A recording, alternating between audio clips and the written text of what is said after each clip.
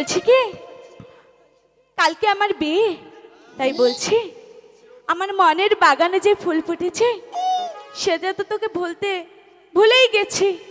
তাই বলছি কি তোর কাছে না বলতে চাচ্ছি, বলবো?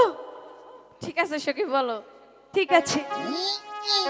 ফুটলো আমার বিয়ার ফুল গো ও সখীর দহায় মা যারে, ফুটলো আমার বিয়ার ফুল গো ও সখীর দয় মা যারে গো সখী আমার এতই রেছি।